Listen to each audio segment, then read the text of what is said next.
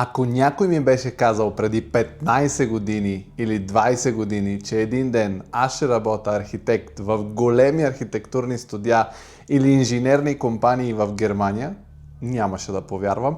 Но това се случи и точно тази история искам да ви разкажа днес. Добре дошли в новия канал за архитектура с мен, Георги Лещарски, архитекта, не професора, както в другия канал.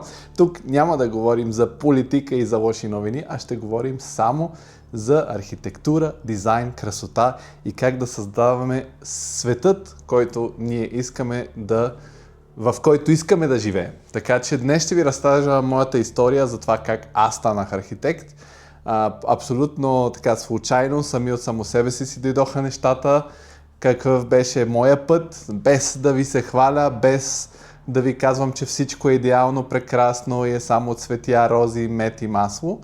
Има своите позитиви, има своите негативи и така хората, които в момента следват архитектура или хората, които обмислят да следват архитектура или пък родители, които мислят техните деца да станат архитекти, да знаят малко повече за тази професия, тъй като когато аз реших да стана архитект, не знаех абсолютно нищо за тази професия и тогава не беше още толкова развито да гледаш YouTube видеа, да имаш социални мрежи, да имаш LinkedIn, където да проучиш нещата и да разбереш как се ти също всъщност един бранш. Затова днес ще ви разкажа моята история. За който не знае, аз съм роден 1992 година в град София на 17 август. Скоро идва мой рожден ден. И на крехката възраст от 8 години, поради обстоятелствата в България, с моето семейство се преместихме в Италия, в близост до Рим, в едно малко градче, което се казва Нетуно, на морето на Тиренско море. И там започнах да уча в училище. Винаги съм бил така отворен като дете и като човек и любознателен и добър ученик. Добре съм се справил, бързо научих италиански език, бързо влезнах в културата. Добри оценки изкарвах в училище, добре се справях в училище и в Италия всичко върви без кандидатстване. След като стигнеш средно училище, това е след 8 клас, трябва да решиш вече горе-долу в какъв лицей искаш да учиш, за да той да те насочи така евентуално в твоята професия след това, въпреки че какъвто и лицей да избереш, ти можеш да кандидатстваш всичко. И тогава имаше и препоръка от страна на учителите, ако си по-добър ученик, по-слаб ученик, в какъв тип лицей да отидеш. Най-популярните така в Италия са научния лицей и класическия лицей. Единият е свързан повече с литература, другия повече с наука и математика. И тъй като бях добър ученик, на мен естествено ми предложиха, че мога да следвам, да уча в каквото искам училище и в какъвто искам лицей. Естествено препоръчаха ми да бъде един от по-трудните лицеи, да бъде лицей, а не някакво професионално училище, защото имам така данните да се развивам интелектуално и да се насоча някъде, където ще мога да се развия точно в посока след това университет, висше образование. И тогава обсъждах какви са моите способности, какви са моите знания. Знаех, че ще трябва да отида в Рим, за да мога да си разширя мирогледа, а не да седа в това градче. Какви са моите любими предмети и открих, че има лицей за изкуството, на изкуството и дизайна. Тогава даже беше лицей за изкуство, архитектура, интериорен дизайн. Имаше такива 2-3 училища в Рим, разгледахме какви са опциите и опитах съответно да се запиша в единия от 4-те. Взехаме, приехаме и започнах така да следвам да уча в този лицей, който за изкуства в Рим. Ставах всеки ден в 5:30 и защото бях решил, че най-много ме запалват научни предмети заедно с рисуване. Винаги съм имал така наклонност към рисуването, към изкуствата, към креативността. И тогава, когато поговорих на времето с майка ми, каза, има възможност архитект и аз си казах, Да, защо не, бих станал архитект. Тогава гледах сериала Orange County, The Orange County, ако го знаете, и Райан в The Orange County ставаше архитект и това също ми подсказа, че архитекта е добра професия. Въпреки че след това разбрах защо този Райан беше успешен архитект в този сериал. И така започнах да уча. Първите 2 години са общи за всички в този лицей. Учиш на различни предмети, от рисуване, рисуване с най-различни видове техники, правили сме скулптури от глина, естествено учиш математика, история, главните предмети. Учихме 6 дена в седмицата, по много часове на ден, 7-8 часа на ден, защото имаш много така наречени workshopи, работилници, в които ти освен, че учиш някаква теория, нали, история на изкуството или как теория на цветовете, теория на такива неща, трябва все пак и практически да се упражняваш в това нещо. И първите 2 години бяха еднакви за всички и след третата година си избираш посока, в която да се специализираш. И естествено аз избрах архитектура, дизайн, интериорен дизайн и там вече се фокусираш повече към чертежи с, нали, триъгълници, линии, по-такива технически чертежи. Математика, учихме CAD софтуери, 3D софтуери като Rhinoceros 3D и така нататък. Самите някои от нашите учители бяха архитекти, които ни разказваха за тяхната професия. Учихме история на изкуството, на архитектурата, посещавахме от време на време интересни сгради или пък сме учили за различните древни архитектурни стилове, както ви казах, софтуери и така нататък. И след като завърших този лицей, вече, нали, бях готов за да кандидатствам и в Рим кандидатствах, къде да е, в първия университет на Рим, който се казва Университет ди Рома Ла Сапиенца. Това беше най-престижният факултет по архитектура в Рим. Избрах специалност, която е директен магистър, 5 години, без да завършваш бакалавър междинно, директно отиваш 5 години и си завършил архитект. Как беше в кандидатстването? Няма опция като в България с подкуп или с дарение или не знам какво ли още не. Няма някакво крейзи рисуване, което трябва да си като Микеланджело, за да можеш да влезеш, или някаква луда математика. Отиваш на един тест с 80 въпроса, мисля, че бяха, или 40 въпроса, не си спомням точно, с хиксчета. Ако оцелиш правилния отговор, печелиш 1 точка, ако не отговориш нищо, ако научкаш грешния отговор, са минус 3 точки. Естествено, това е направено, за да не отиде някой да научка въпросите и да влезне по случайност, въпреки че със сигурност има и такива случаи. Кандидатстваха 5000 човека за около 300 места в Рим специално. И естествено аз успях да се класирам в първите 300 човека в тези 5000 места. С още един мой приятел от лицея бяхме там и двамата успяхме да влезнем в най-престижния факултет и най-престижния университет в Рим. И така започва следването. Първата година в архитектурата беше много тегава и професорите в Рим бяха много строги, бяха жестоки. Постоянно ни мачкаха, постоянно се гавреха с нас, постоянно ни казваха колко сме скапани, дори по нещата, по които, нали, ние предполагах, че съм добър, нали, като рисуване и такива неща, но това беше наистина нарочно, целенасочено, за да отсеят немотивираните хора и трябва да кажа, че следването по архитектура, въпреки че винаги много така подигравателно хората се отнасят към него, някакви там ходят да рисуват, да оцветяват с фломастери и така нататък, е доста сложно, защото за разлика от другите специалности, примерно право, математика или нещо, което е свързано с учене, ти трябва да четеш много и да назубриш една книга и да я научиш и да разбереш, нали, някои концепции, докато архитектурата е неопределен процес. Ти си в създаване от нищо на нещо и това може да доведе до екстремно много часове в чертане, рисуване, проектиране и точно това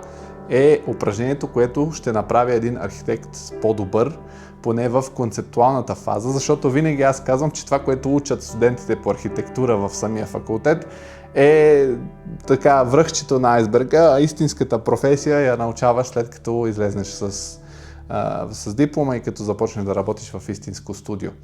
И как се стигна до Германия? Ами аз учих в Рим, хубав беше университета, добри професори, така елитно, имаше професори, примерно моят професор по строително право в момента е шеф на италианската А-група, беше съветник на тогавашния президент на републиката.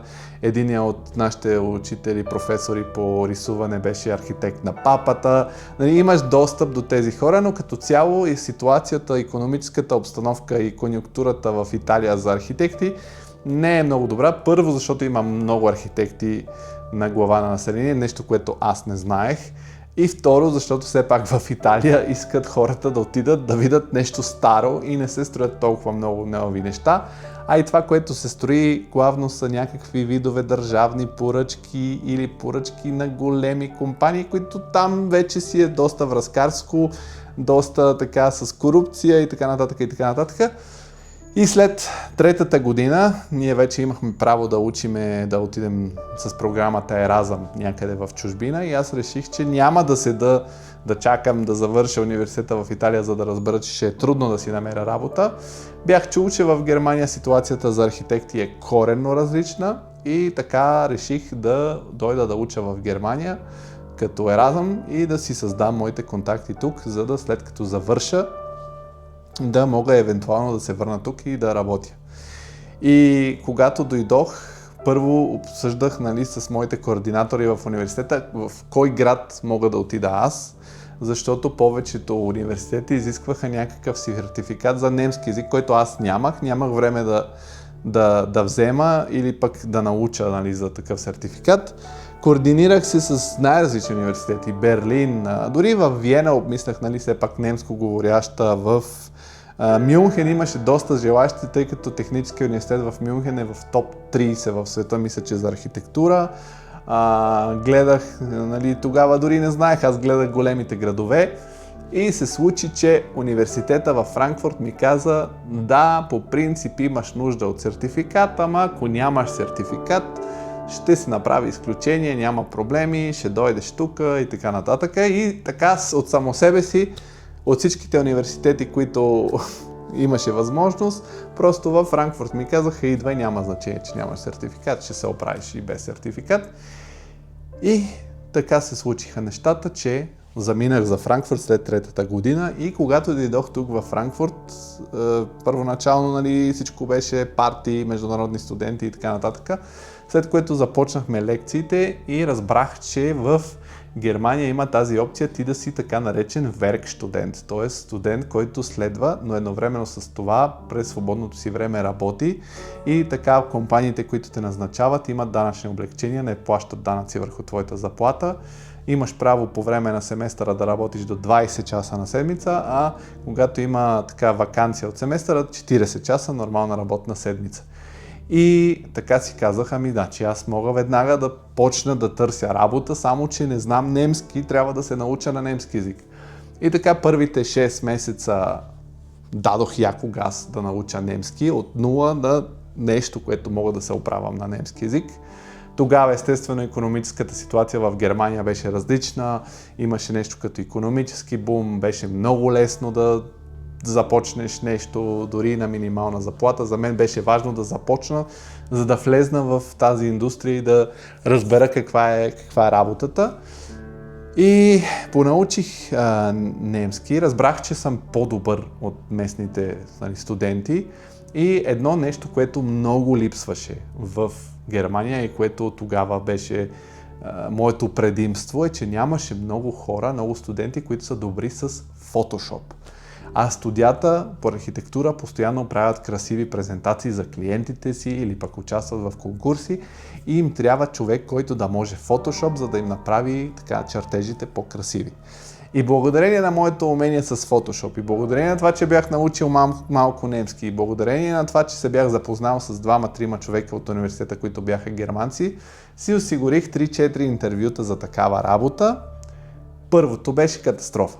На първото казах, че не искам да говоря немски, казах, че ще говоря само на английски. Човека беше недружелюбен към мен, предложи ми минимална работна заплата, започна да ме предупреждава как нали, трябва да хода поне веднъж в седмицата, алаба, много зле мина. След това, второто интервю беше в едно известно архитектурно студио тук във Франкфурт, казва се Schneider und Schumacher, това са, нали, двамата партньори, които са го създали. И те ми предложиха практикум, което беше да работя за тях 6 месеца на пълно работно време, което за мен беше невъзможно, защото аз трябваше да следвам. И в третата компания отидох, след като не бях спал 3-4 дена, за да си предам последния изпит от семестъра. Отидох с последните ми чисти дрехи, изобщо не ме интересуваше какво ще се случи, бях недоспал се, предложиха ми едно кафе, пих едно кафе, казах, че се опитам да говоря на немски, говорих им нещо на немски, обясних им. В същия ден бях гледал всичките презентации на проектите на моите колеги на немски и това ми помогна да си обясня моите проекти на тези хора. И това студио не беше толкова, нали, известно, не беше и толкова фокусирано върху креативната част от архитектурата, беше по-скоро техническо. И точно това беше съвпадението, което ми доведе до там, те да ми предложат даже доста добре над минималната работна заплата. Тогава беше 14, не тогава минималната заплата беше 8 евро на час, те ми предложиха 12 евро на час. И казах, да, окей, супер, започваме. Казаха ми, щом толкова добре знаеш немски за 4 месеца, ще го научиш със сигурност. И след това ми дадоха там задачи, започнах да работя, правех макети, правих фотошоп и беше супер яко, защото обичах това, което правя, нали, и всъщност ми даваха и пари за да го правя. И аз хем се упражнявах и ставах все по-добър и все по-бърз и все по-организиран.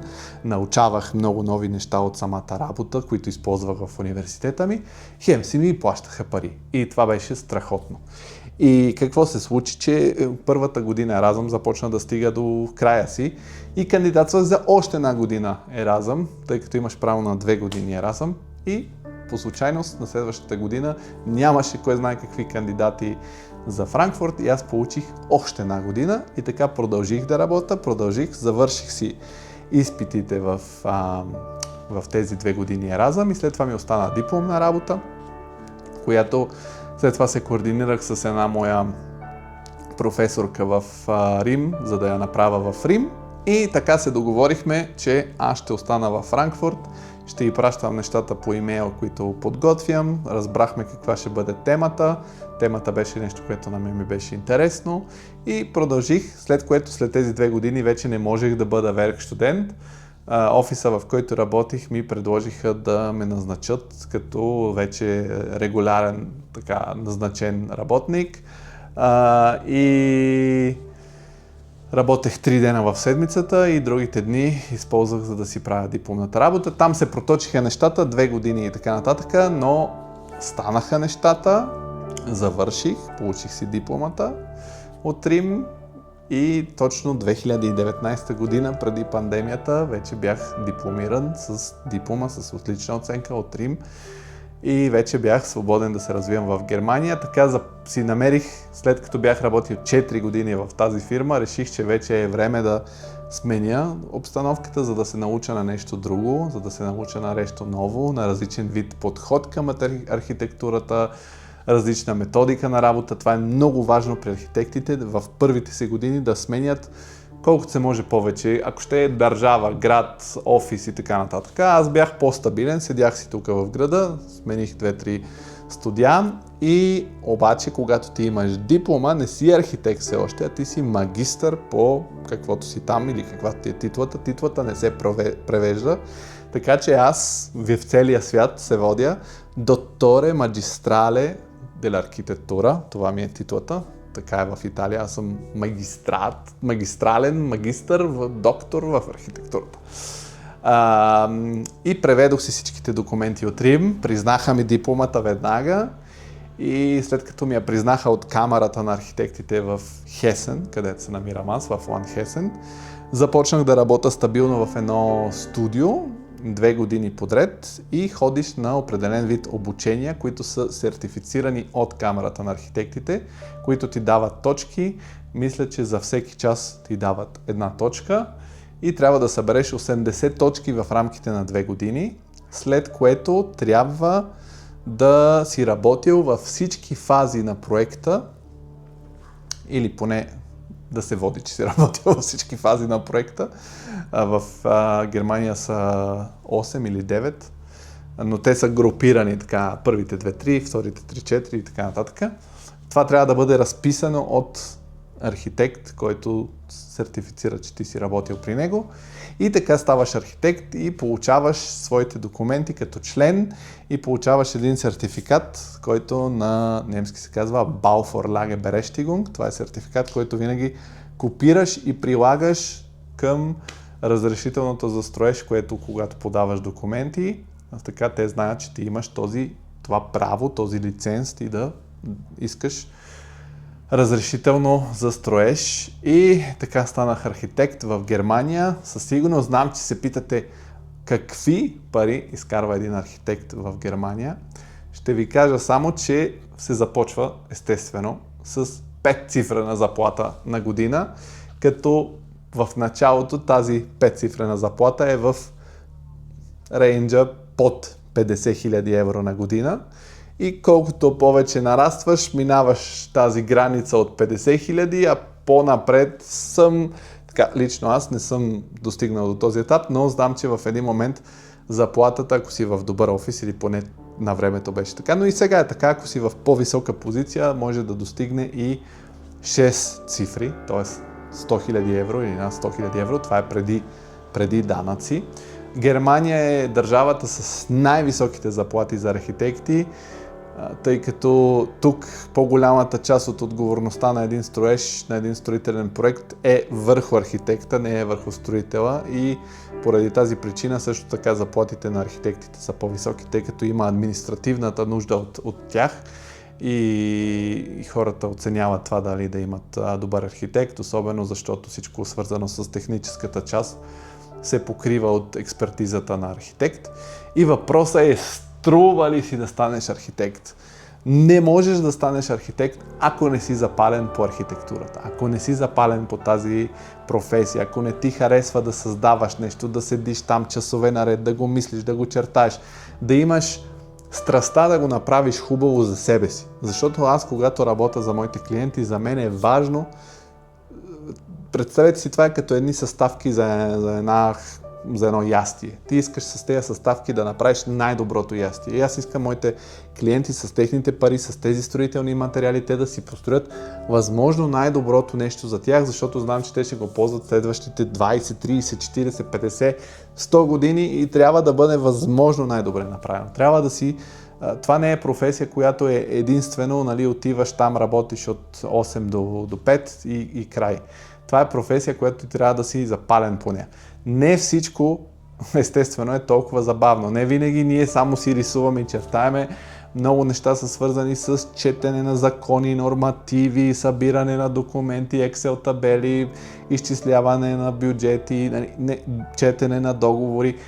Има, естествено, като във всяка една работа, има неща, които не са толкова готини, трябва да се занимаваш с твои колеги, някои са ти симпатични, някои не са ти симпатични, някои имат своето его, някои имат своите проблеми, но със сигурност едно нещо, което винаги остава в архитектурата, във всеки един екип, е когато имате тези така наречени deadlines, срокове, когато трябва да спазиш срока и заедно работите като екип, дълги часове, всеки ден, събота, неделя понякога. Това сплотява много екипа и ви сплотява така за известно време в живота, и винаги това нещо, което се строи там на строежа и е плод на креативността на целия екип и на здравата работа, е нещо хубаво. Сега, естествено, динамични времена живеем, започва да се поразваждат най-различни модели изкуствен интелект. Не мога да гарантирам, че изкуственият интелект няма да замени в даден момент архитекта. Според мен няма да е в самото начало, тъй като ви казах, че има много голяма юридическа отговорност. Т.е. архитекта се разписва върху това, че подава документи за строителство, и ако се построи нещо, което не е като хората, което е проектирано от изкуствен интелект, кой ще поема отговорността, или ще се довери ли някой, който има печат или сертификат да остави изкуствен интелект да проектира, не знам.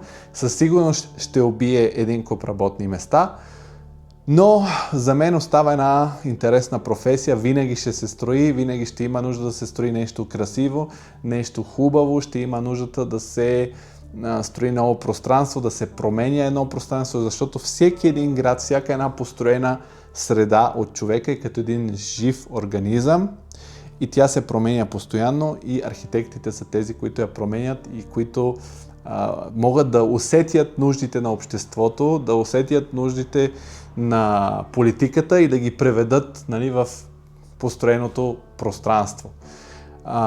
Със сигурност в Германия тази професия според мен си струва. Има естествено професии, които са много по-добре заплатени, има професии, които са по-слабо заплатени. Ако целта ви е само парична, тогава може би трябва да се фокусирате върху нещо друго, но естествено архитектурата също може да стане много доходоносна, ако успеете да си създадете собствено студио.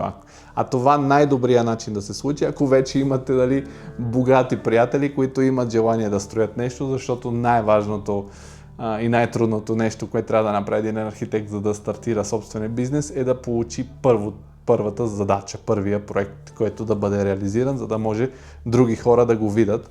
И най-трудното е някой да довери такава сложна задача, свързана с скъп бюджет на някой, който все още не е строил нищо, но затова трябва да работите в големи студия, за да придобиете опит, да придобиете така самочувствие, че може да се справите с тежката задача, но работата е екстремно, отварят и много врати, може да работиш в градската администрация, към там съответните звена, свързани с урбанистика.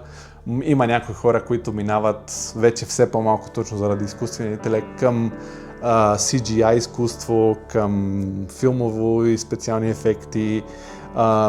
Има архитекти, които се концентрират повече върху интериори, има архитекти, които се концентрират върху определен вид сгради. Това е много важно, един архитект да си изгради своята идеология. Не е толкова просто да се реши дали си струва, човек трябва да го знае сам за себе си, но със сигурност е много удовлетворяващо да отидеш на строеж, който е проектиран от теб, да влезеш в пространството, което ти си измислил, да видиш след това хората, които го ползват и особено в държава като Германия това нещо ти додава достатъчно удоволствие, тъй като и все пак обстановката на работа е много приятна. Винаги работиш в един екстремно красив офис, имаш най-различни така бонуси там, като фенси кафе машини, джаги, плодове, масаж един път в седмицата, нали, тези неща, които обикновено в България знам, че са по-така приети в IT компаниите. Така че със сигурност аз бих препоръчал, ако има хора, които в момента искат да станат архитекти, да се концентрират върху това, което архитектурните студия те първа ще трябва да придобиват като ноу-хау. В моят случай беше Photoshop, на днешно време със сигурност ще бъдат различните модели изкуствен интелект. Така че това мога да кажа и си струва, ако заобичате тази професия, опитайте се, препоръчвам на всички да се опитат да следват в чужбина, ако не могат в България. Тоест, ако имат възможност да отидат в чужбина, може в едно друго видео да ви разкажа какви според мен са нещата, които на архитект трябва да знае. Нали? Често ми задават въпроса, трябва ли да можеш да рисуваш, трябва ли да знаеш математика, мога да отговоря в друго видео. Но това е моята история за това как аз станах архитект. Пишете в коментарите дали ви е било интересно. Ако не съм отговорил на някои от моите въображаеми въпроси, които мислех, че ще ми зададете, пишете в коментарите. Колко точно пари изкарвам, няма да ви кажа. Може в бъдеще да направим един Patreon, в който на патреонците да споделят тази лична информация, но се справям добре. Не се притеснявайте за финансовото ми състояние все пак. И благодаря, че гледахте видеото. Това е нов проект, в който искам да говорим за неща, които са по-конструктивни, за архитектура, за дизайн, за общество, за как това дизайна влияе на обществото. Така че ако са ви интересни тези теми, Има линкове в описанието. Следете Facebook страница, Instagram, TikTok, YouTube канал. Споделяйте видеото с хора, които биха също могли да имат ползи от това да го гледат, или просто го споделете, ако ви е било интересно. И задавайте въпроси, ще се опитам да ви отговоря на всички, даже често го правя в сторитата в Instagram. Това беше от мен, благодаря. Тук някъде ще се появи следващото видео.